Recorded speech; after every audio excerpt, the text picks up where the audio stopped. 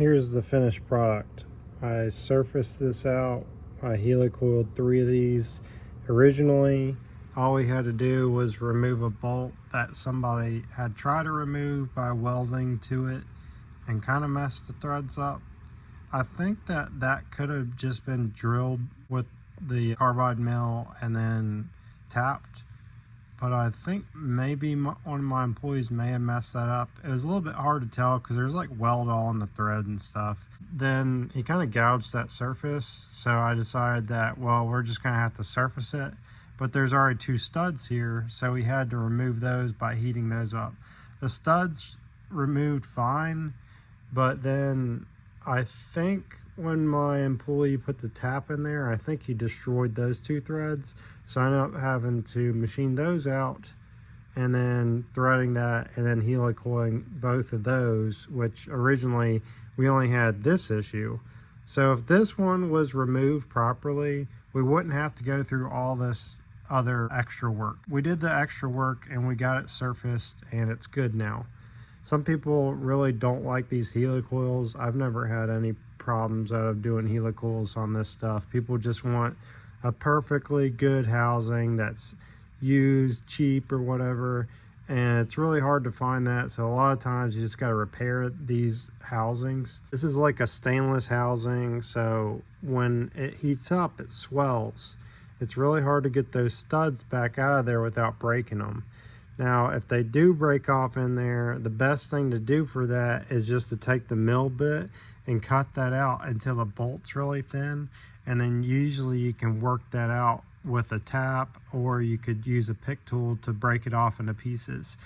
But this guy had given this housing to somebody else to work on, and when they start welding on it and drilling it off center and making a huge mess out of it, it takes a lot more time to go back and fix that, and you're going to usually have to coil it or use a time cert to fix that. So if you have the proper tools to do it right the first time, it will save you so much time. But most people, they don't have the money for like an expensive machine like this and the tools and that kind of stuff. But anyway, I have these tools to do this, so on occasion I'll do these for some people, and I just kind of want to show you how that process is done. The repair on this housing is going to be a little different than the first one because the way this bolt was removed, you can see this thing was hogged out right here. So this is all going to have to be welded back up. The surface right here was gouged with a grinder. That's going to have to be welded up too, there and there.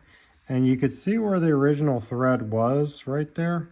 And they never removed the original bolt. I actually removed the original bolt.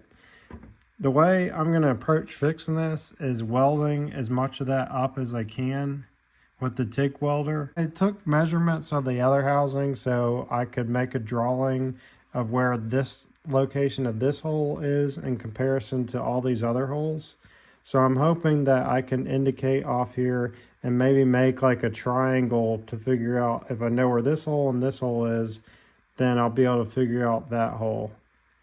And then use sine, cosine, and tangent to double check my work and figure out the angle and the hypotenuse, and to make sure that this is an isosceles or a right triangle or whatever that is. Once we figured that out, we can figure out where this whole location is. Then I'm going to use the Pythagorean theorem, a squared plus b squared equals c squared.